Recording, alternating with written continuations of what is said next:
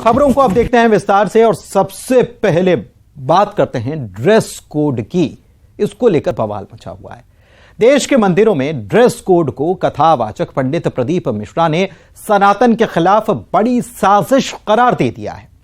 एक कथा के दौरान पंडित प्रदीप मिश्रा ने मंदिरों में ड्रेस कोड पर बड़ा बयान दिया और कहा कि युवाओं को मंदिरों में जाने से रोकने और उनका रुख दूसरे धर्म की ओर करने के लिए ऐसी साजिश की जा रही है।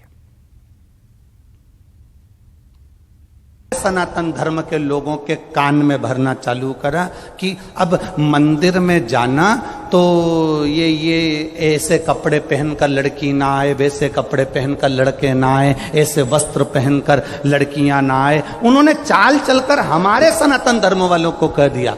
तो लोगों ने ये कह दिया कि मंदिर जाना तो ये इस कपड़े को पहनकर मत जाना। अब बताओ, ईमानदारी से बोलना, भोलेनाथ तुम्हारा कपड़ा देखता है कि तुम्हारा कलेजा देखता है? मंदिरों में ड्रेस कोड पर पंडित प्रदीप मिश्रा ने एक बड़ा धमाका कर डाला है। उन्होंने देश के मंदिरों में ड्रेस कोड को सनातन के खिलाफ एक बड़ी साजिश बता दिया है। पंडित प्रदीप मिश्रा का दावा है कि मंदिरों में ड्रेस कोड एक बड़ी चाल है, जिसका सबसे बड़ा मकसद युवाओं को मंदिर में जाने से रोकना है। पंडित प्रदीप मिश्रा का बयान उस वक्त आया है जब देश के कई मंदिरों में ड्रेस कोड लागू होने की खबरें बढ़ती जा रही है। वैसे तो भारत के कई प्राचीन मंदिरों में ड्रेस कोड का पालन काफी पहले से किया जाता रहा है, लेकिन हाल के दिनों में ऐसे मंदिरों की संख्या तेजी से बढ़ रही है जहां भक्तों के लिए ड्रेस कोड लागू किए गए। पंडित प्रदीप मिश्रा का आरोप है कि ये विधर्मियों की साजिश है, जिसे सनातन धर्म के लोग भी समझ नहीं पा रहे हैं। ड्रेस कोड लागू कर रहे हैं। इतना ही नहीं, उन्होंने ये भी कहा कि युवाओं को सनातन से विमुख कर दूसरे धर्म में भेजने की ये बहुत बड़ी चाल है। मंदिर दर्शन करने अंदर जाएंगे और जवान जवान बच्चे कह देंगे हम तो जीन्स पहने, हम तो टी शर्ट पहने, हम नहीं जा रहे, मम्मी तुम दर्शन करके आ जाओ। और ये बाहर बैठ के आराम से चाय पिएंगे, मंदिर के अंदर भी ये पाँव नहीं रखेंगे और धीरे धीरे फिर भी धर्मियों की चाल पूरी सफल हो जाएगी और तुम्हें मंदिर से दूर कर दिया जाएगा और फिर इनको दूसरे धर्म में भेज दिया जाएगा। ये बड़ी बड़ी चाल है, छोटी मोटी नहीं है। और हमारा व्यक्ति हमारा होकर इस चाल को नहीं समझ पाता। और उन्होंने कह दिया हमारे मंदिर में साहब ये कपड़े पहनकर मत आना, तुम ये मंदिर में वस्त्र वाला पहनकर मत आना। भगवान कपड़े से कभी प्रसन्न नहीं हुआ। कपड़े तो रावण ने भी बदले थे। पंडित प्रदीप मिश्रा के इस बयान पर प्रतिक्रियाएं भी आने लगी हैं। कई लोग इस बयान के विरोध में भी उतर आए हैं। दलील ये भी दी जा रही है कि ऐसे भक्तों की जरूरत नहीं जो धर्मस्थलों को फैशन शो समझ कर आते हैं। ऐसे भक्तों की आवश्यकता भी नहीं है, ना पुरुष ना स्त्री ना पुरुष, जो कि फैशन शो समझकर मंदिर में आ रहे हैं। 500 लोगों की भीड़ में आप इस प्रकार से खड़े हो रहे हैं जैसे कि आपको देखने के लिए लोग वहां पर उपस्थित हुए।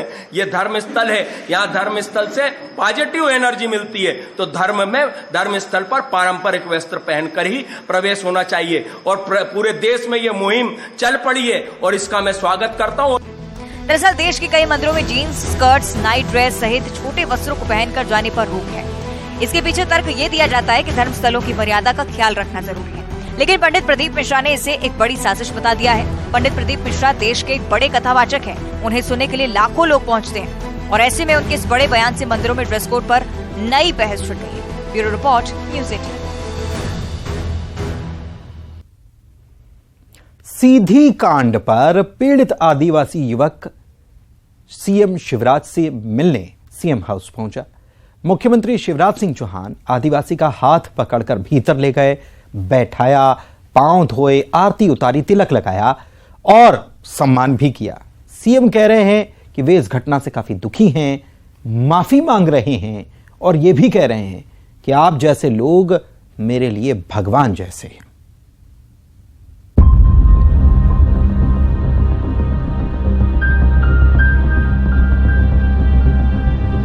मुख्यमंत्री निवास में हाजिरी लगाने हर रोज ना जाने कितने वीआईपी आते होंगे, लेकिन ऐसा सम्मान किसी और को नसीब नहीं होता। इस मेहमान का स्थान हर वीवीआईपी, हर प्रोटोकॉल से ऊंचा है। देखिए जरा, प्रदेश के मुखिया खुद चरण पखार रहे हैं, फूलों का हार, आरती उतार रहे हैं। आगवानी के लिए मामा खुद आए, हाथ थामे, खुद साथ ले गए। सीधी कांड का पीड़ित आदिवासी युवक और उसका परिवार जब सीएम शिवराज से मिलने पहुंचा तो सीएम का वो सरल, सहज, संवेदनशील रूप नजर आया। जिसकी मिसाल शायद ही कहीं देखने को मिले। पैर धोए, पानी माथे से लगाया ताकि मेरी व्यथा और दर्द कम हो सके। मन में जो पीड़ा थी उस पीड़ा को मैं कम कर सकूं। सीएम शिवराज आदिवासी युवक का हाथ पकड़कर उसे भीतर ले गए, कुर्सी पर बैठाया, पांव पखारे, आरती उतारी, तिलक लगाया, शॉल उड़ाकर सम्मान भी किया। गुनाह के लिए अपराधी को सख्त सजा दी जा चुकी है, लेकिन कानून सिर्फ जुर्म की सजा देगा। इंसानियत के प्रति जो अपराध हुआ उसके लिए मुखिया के तौर पर सीएम ने खुद माफी मांगी है। बोले, दुखी हूं, माफी मांगता हूं, आप जैसे लोग मेरे लिए भगवान जैसे हैं। मेरे लिए दरिद्र ही नारायण हैं और जनता ही भगवान है। सीएम ने दशमत कोल के साथ पौधारोपण भी किया। ये समाज में ऊंच नीच भेदभाव वाली सोच के लिए एक संदेश है। एक ही चेतना सब में है। वृक्ष बिना किसी भेदभाव के सबको प्राणवायु देते हैं, तो हम भी क्यों ना वृक्ष जैसे बने। एक तरफ जिसने अन्याय किया उसको कड़ी सजा, और जो अपराध करता है, अन्याय करता है, उसका कोई धर्म नहीं होता, कोई जाति नहीं होती, कोई पार्टी नहीं होती।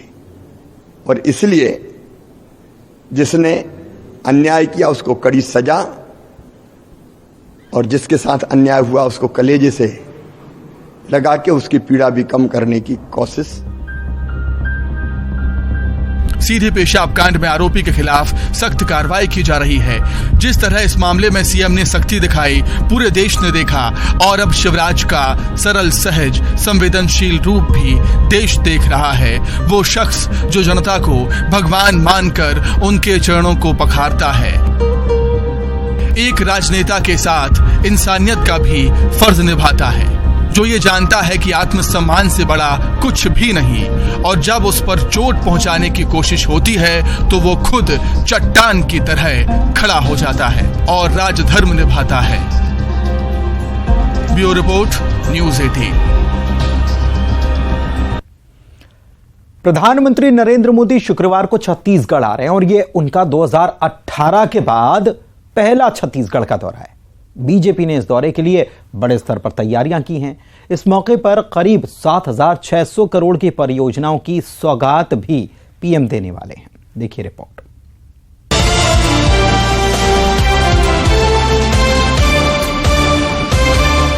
प्रधानमंत्री नरेंद्र मोदी शुक्रवार को छत्तीसगढ़ आ रहे हैं। पीएम मोदी के इस दौरे को लेकर छत्तीसगढ़ बीजेपी में भारी उत्साह देखा जा रहा है। बीजेपी इस मौके पर विजय संकल्प रैली कर रही है। रायपुर के साइंस कॉलेज मैदान में विजय संकल्प रैली होगी। इसके लिए बड़ी तैयारियां की गई हैं। बीजेपी के प्रदेश प्रभारी ओम माथुर, पूर्व सीएम रमन सिंह और प्रदेश अध्यक्ष अरुण साव समेत तमाम बड़े नेताओं ने तैयारियों की मॉनिटरिंग खुद की है। केंद्रीय मंत्री अमित शाह से मिले मंत्र के बाद अब पीएम मोदी के दौरे में बीजेपी विजय संकल्प लेगी। बीजेपी का कहना है कि विधानसभा चुनाव को लेकर पीएम मोदी के इस दौरे की बड़ी अहमियत है, क्योंकि इससे कार्यकर्ता रिचार्ज हो जाएंगे। देश के यशस्वी प्रधानमंत्री और दुनिया के हमारे पॉपुलर नेता, वैश्विक नेता नरेंद्र मोदी जी आ रहे हैं। पूरे 90 विधानसभा से लोग यहाँ पर आएंगे और आकर के इस विजय संकल्प रैली में भाग लेंगे। कार्यकर्ताओं में काफी उत्साह है और आने के बाद में और उत्साह में वृद्धि होगी। 23 का चुनाव हमारे सामने में है और मुझे लगता है कि आने वाले समय में इसका बहुत अहमियत रहेगी इस सभा का, और कार्यकर्ता रिचार्ज होंगे। निश्चित रूप से सरकार बनेगी, कार्यकर्ताओं ने ये ठान लिया है। बीजेपी दावा कर रही है कि 90 विधानसभाओं से 1.5 लाख लोग प्रधानमंत्री मोदी को सुनने के लिए आएंगे।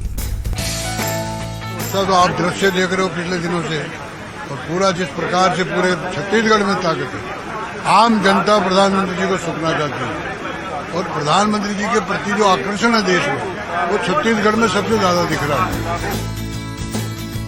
इस दौरे में पीएम मोदी 7,000 करोड़ से ज्यादा की सौगात देने वाले हैं। इस मेगा आयोजन के लिए सुरक्षा व्यवस्था को चाक चौबंद कर दिया गया है। करीब 2000 से ज्यादा जवान चप्पे चप्पे पर निगाह रखेंगे। सभा में आने वाले लोगों के लिए भी तमाम गाइडलाइन जारी की गई है। कई चीजें लाने पर प्रतिबंध है। रायपुर में पीएम मोदी 3 राष्ट्रीय राजमार्ग परियोजनाओं की आधारशिला रखने वाले हैं।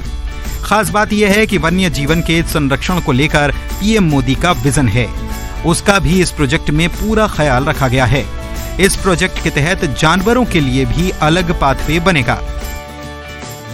रायपुर में पीएम मोदी 3 राष्ट्रीय राजमार्ग परियोजनाओं का शिलान्यास करेंगे, जिसमें 6 lane greenfield Raipur Visakhapatnam corridor भी शामिल है। इस कॉरिडोर में न सिर्फ सफर आसान होगा, बल्कि वन्य जीवों की सुरक्षा का ध्यान रखा गया है। इसमें 2.8 किलोमीटर का 6 लेन टनल है, 27 एनिमल पास और 17 मंकी कैनपी हैं। Udanti wild life sanctuary area में वन्य जीवों के सुरक्षित मूवमेंट का ध्यान रखा गया है।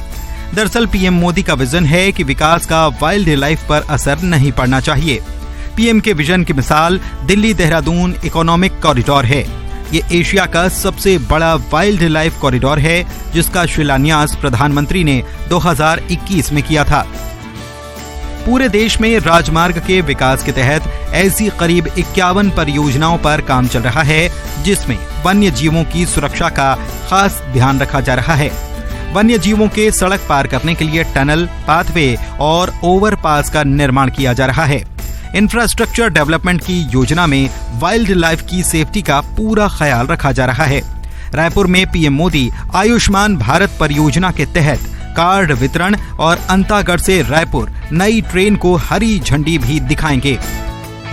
Bureau report, news 18 Raipur. Bharat में चंद्रयान 3 मिशन का इंतजार खत्म हो गया। इसरो ने उस तारीख का ऐलान कर दिया जिस दिन चंद्रयान 3 को चांद के लिए लॉन्च कर दिया जाएगा।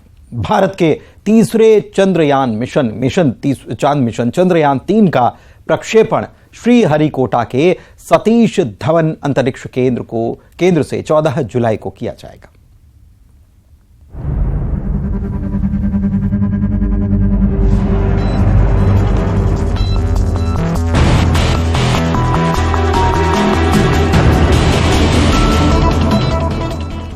भारत अब चांद पर उतरने के लिए तैयार है। भारतीय स्पेस एजेंसी इसरो ने चंद्रयान 3 की लॉन्चिंग की तैयारियां पूरी कर ली हैं। 14 जुलाई श्रीहरिकोटा के सतीश धवन अंतरिक्ष केंद्र चंद्रयान 3 का प्रक्षेपण किया जाएगा। चंद्रयान 3 का लैंडर चांद पर उतरते ही भारत ऐसा करने वाला दुनिया का चौथा देश बन जाएगा। इससे पहले सिर्फ अमेरिका, रूस और चीन ने ही चांद पर अपना स्पेसक्राफ्ट उतारा है।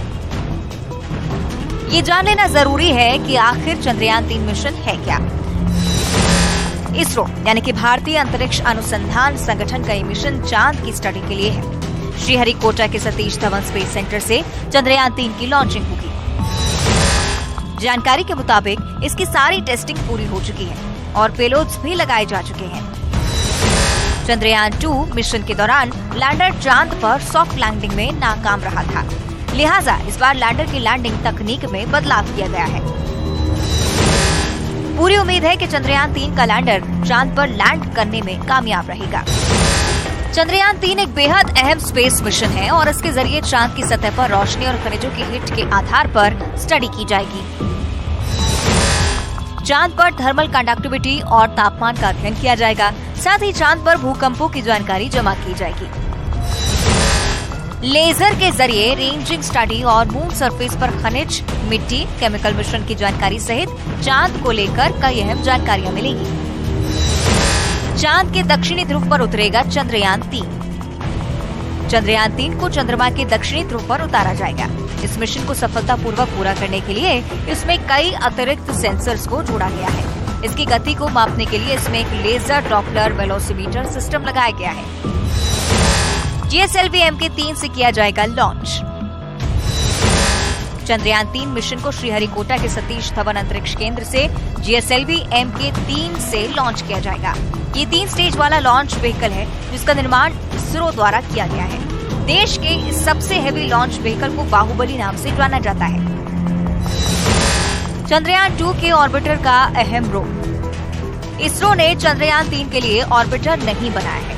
चंद्रयान 2 का ऑर्बिटर पहले से ही चंद्रमा के चक्कर काट रहा है। अब इसरो इसका इस्तेमाल करेगा। चांद की सतह की मिलेगी जानकारी। चंद्रयान 3 मिशन के साथ कई प्रकार के वैज्ञानिक उपकरणों को भेजा जाना है, जिससे लैंडिंग साइट के आसपास की जगह में चंद्रमा की चट्टानी सतह की परत, चंद्रमा के भूकंप और चंद्र सतह प्लाज्मा और मौलिक संरचना की थर्मल फिजिकल प्रॉपर्टीज की जानकारी मिलने में मदद हो सकेगी। चंद्रयान 2 की गलतियों से सीख। चंद्रयान 2 मिशन को 22 जुलाई 2019 को लॉन्च किया गया था। करीब 2 महीने बाद 7 सितंबर 2019 को चंद्रमा के साउथ पोल पर उतरने की कोशिश कर रहा विक्रम लैंडर दुर्घटनाग्रस्त हो गया था। इसी के साथ चंद्रयान का 47 दिन का सफर खत्म हो गया था। इसके बाद से भारत चंद्रयान 3 मिशन की तैयारी कर रहा था। 2024 में गगनयान मिशन। चंद्रयान 2 मिशन में हम असफल हुए थे, लेकिन बड़ी बात यह है कि हम इसे सीख लेकर आगे बढ़े। चंद्रयान 3 मिशन से न सिर्फ चांद की जानकारी मिलेगी, बल्कि भारत इतिहास भी रचेगा। चंद्रयान 3 के बाद 2024 में गगनयान मिशन के जरिए भारत ने पहली बार इस इंसानों को अंतरिक्ष में भेजने की तैयारी भी की है। Bureau report, news 18।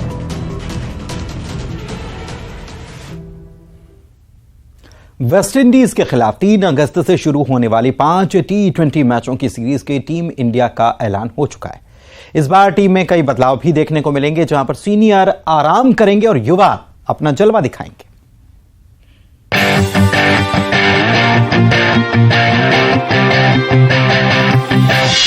वेस्टइंडीज दौरे के लिए टीम का ऐलान। हार्दिक पांड्या को टीम की कमान।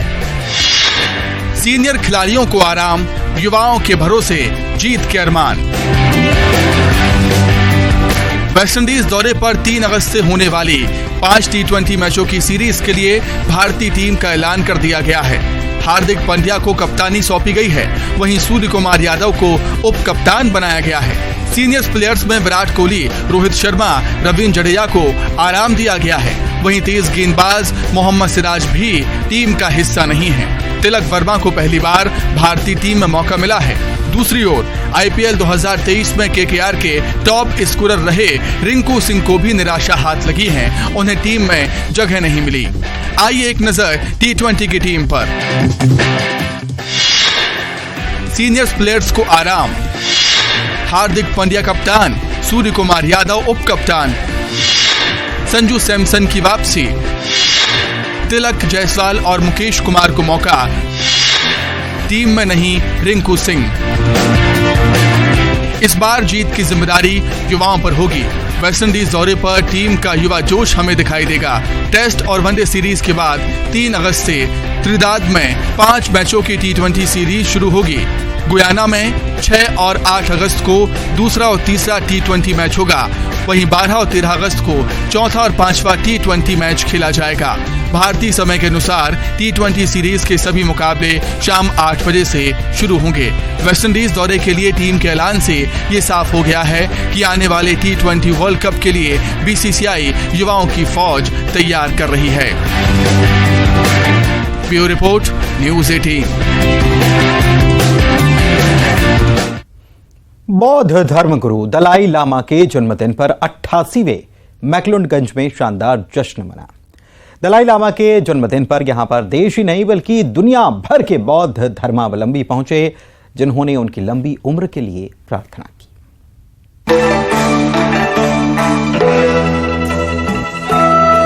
बहुत बढ़िया लगा। बहुत बढ़िया लगा। क्या बात। आज मेरा गुरुजी के जन्म में मुझे को बहुत खुश हुआ। क्या बात। Meeting. I've already met him twice this year, so I'm very, very grateful and I'm very lucky. And it's amazing to see the culture of Tibet, listen to the music, see them dance. It's amazing, amazing experience. Thank you. ये dance है जापानी, कलाकार भी जापानी, सिर पर टोपी भी जापानी, पर जश्न हिंदुस्तानी। ये दलाई लामा के 88वें जन्मदिन का जश्न है, जो सिर्फ 24 साल की उम्र में चीनी सैनिकों से जान बचाकर तिब्बत से भागकर हिंदुस्तान पहुंचे थे।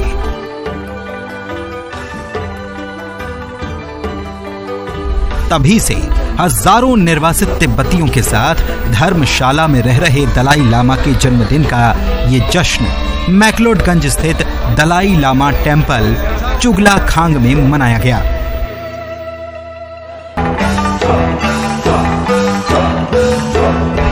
कुछ दिन पहले ही दलाई लामा ने कहा था कि वो अगले 20 सालों तक और जी सकते हैं और यहाँ उनके उससे भी ज्यादा साल तक जीवित रहने के लिए प्रार्थना की गई, जिसमें दुनिया के कई देशों के श्रद्धालु शामिल हुए। बहुत बढ़िया लगा। बहुत बढ़िया लगा। क्या बात। So आज मेरा गुरुजी का जन्म में मुझे को बहुत खुश हुआ। क्या बात। You know, I've already met him twice this year, so I'm very grateful and I'm very lucky. I'm from Israel, and it's amazing to see the culture of Tibet. Listen to the music, see them dance. It's amazing experience. Thank you.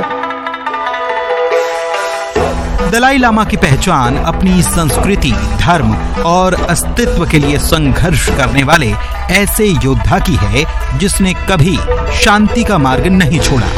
इसे लेकर उन्हें Nobel पुरस्कार और Magsaysay award भी मिल चुका है और अब उनके लिए भारत रत्न की मांग भी तेज होने लगी है। इसका सीएम सुक्खू ने भी समर्थन किया है। विचित्र शर्मा, न्यूज़ 18, धर्मशाला। और इसी के साथ खबर असरदार के इस बुलेटिन में फिलहाल इतना ही। दीजिए इजाजत। नमस्कार।